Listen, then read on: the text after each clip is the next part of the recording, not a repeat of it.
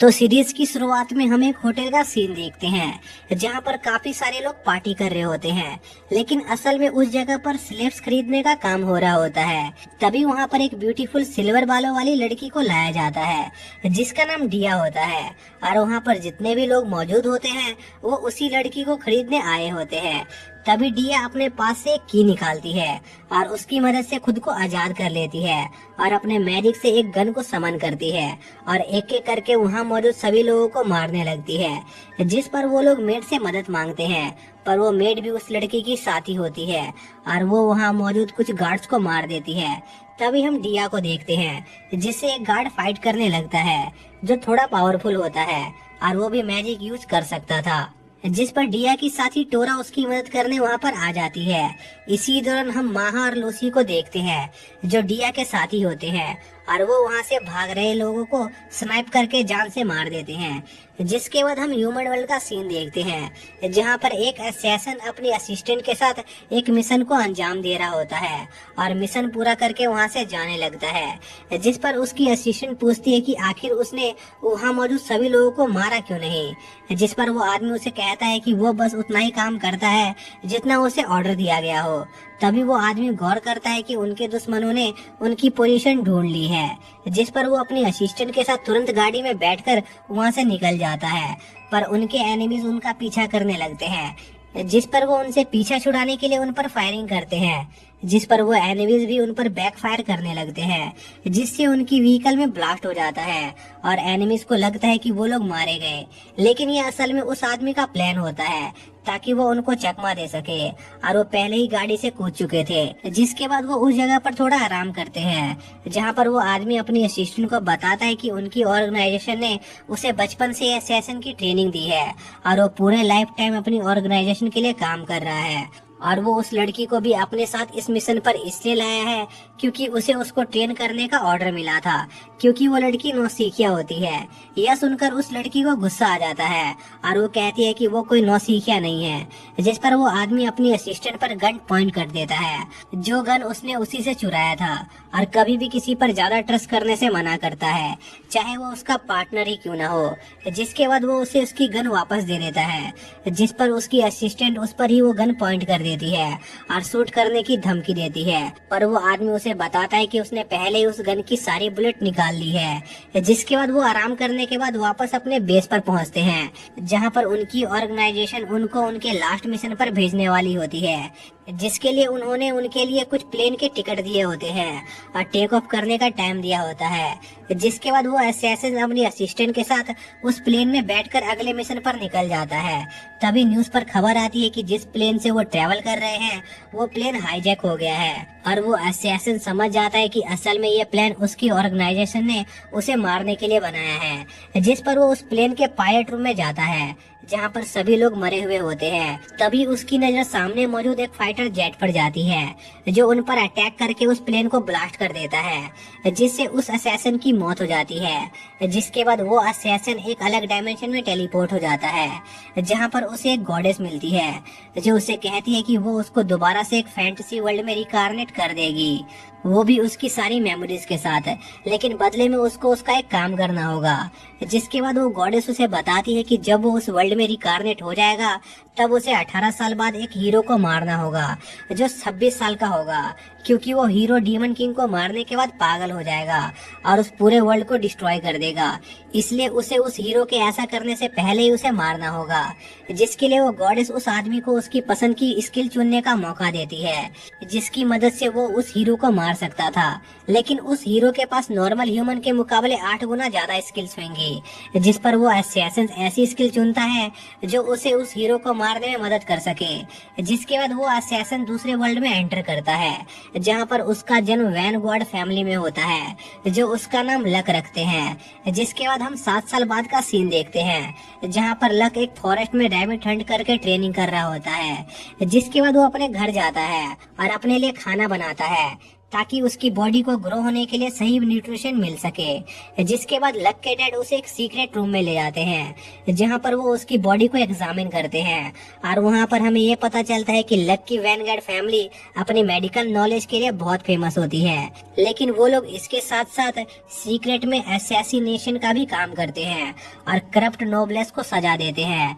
जिसके बाद लक के डैड लक को एक सर्जरी के बारे में बताते हैं जिसमें वो लक की आंखों को एक ऑल सीइंग आई के साथ ट्रांसप्लांट करने वाले होते हैं, जिससे लक की देखने की क्षमता कई गुना बढ़ जाती और सर्जरी के कुछ हफ्ते बाद लक की माँ उसका ख्याल रखती है। जिसके बाद जब लक की आंखें ठीक हो जाती है तब वो देखता है कि वो बहुत दूर की चीजों को भी देख पा रहा है। जिसके बाद लक की मम उसे एक लड़की की ड्रेस पहना देती है जो उसे अपने एक टीचर के स्वागत में पहनना था जो लक को मैजिक सिखाने वाली थी। जिसके बाद लक उस टीचर से मिलने जाता है जो एक छोटी लड़की होती है जिसका नाम डिया होता है।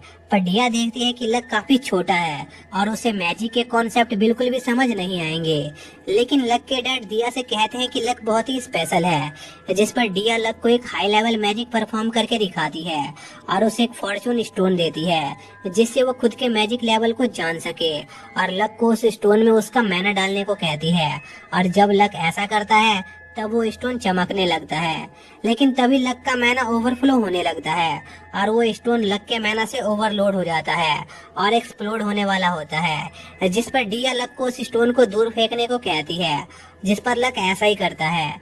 जिसके बाद वो स्टोन हवा में एक्सप्लोड हो जाता है जिससे एक पावरफुल शॉक वेव जनरेट होती है और लक के कैसल को थोड़ा डैमेज कर देती है।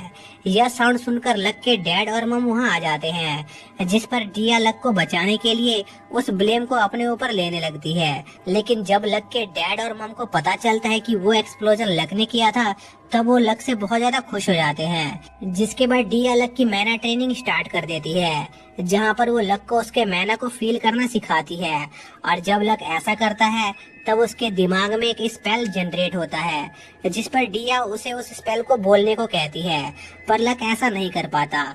जिस पर डिया उसे एक मैजिक करके दिखाती है और लक भी डिया को देखकर उसे कॉपी कर लेता है, लेकिन वो ढंग से उस स्पेल को नहीं बोल पाता और वो मैजिक ढंग से नहीं हो पाता। जिस पर लक काफी प्रैक्टिस करता है और उस मैजिक को करने में कामयाब हो जाता है।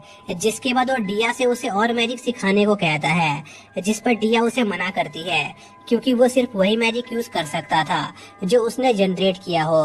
तभी लक डिया को उसे एक मैजिक लिखकर देने को कहता है और जब लक उस मैजिक को ट्राई करता है तब वो उस मैजिक को करने में कामयाब हो जाता है।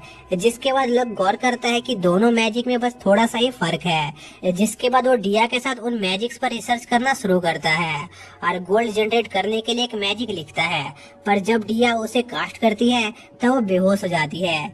जिस पर लक भी उस मैजिक को ट्राई करता है पर वो सक्सेसफुल रहता है।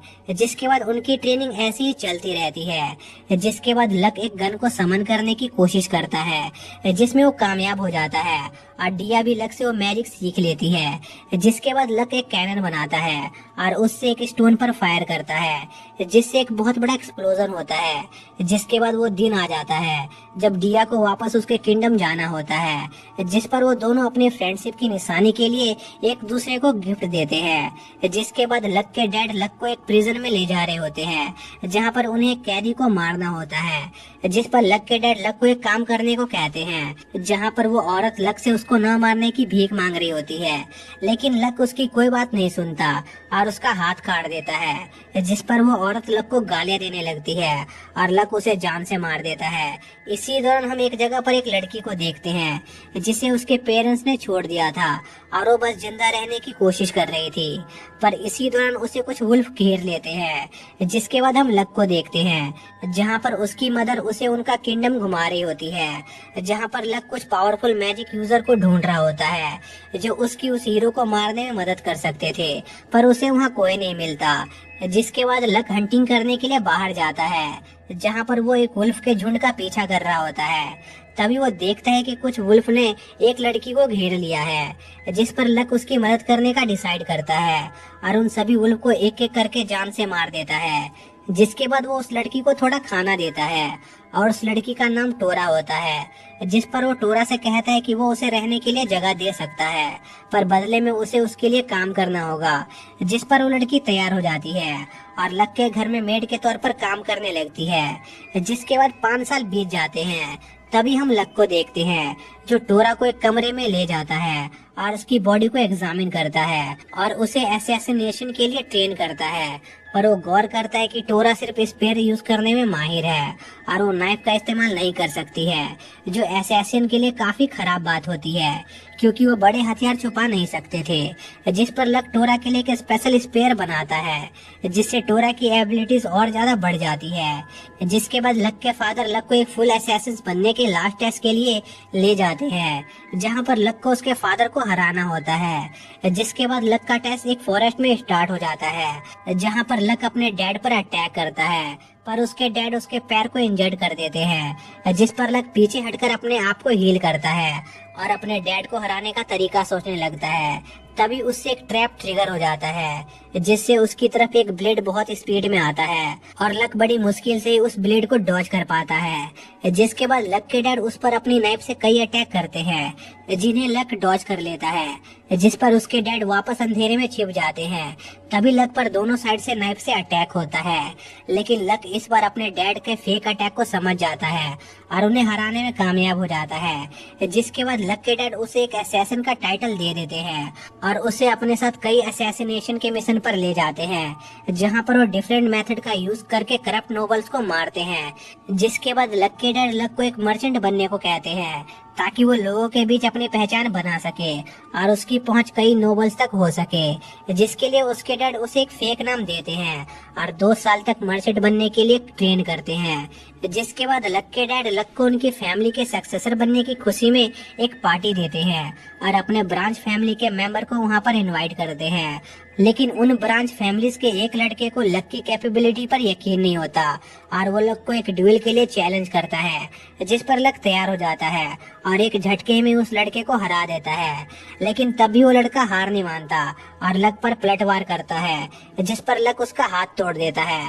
जिसके बाद लक पार्टी के बाद उस लड़के से मिलता है और उसे कहता है कि उसे शर्मिंदा होने की जरूरत नहीं है क्योंकि उसने अपने डैड तक को बैटल में हरा रखा है, और साथ ही उस लड़के से कहता है कि उसके अंदर काफी पोटेंशियल है। जिसके बाद लक उस लड़के को अपना दोस्त बना लेता है और दोस्ती के तौर पर उस लड़के को एक स्वॉर्ड देता है और कहता है कि जब उसे उसकी मदद चाहिए होगी तब उसे जरूर आना होगा, और वो उस पर भरोसा कर रहा है। जिसके बाद लक टोरा के साथ एक नई सिटी की तरफ निकल जाता है और इसी के साथ ये पार्ट यहीं पर एंड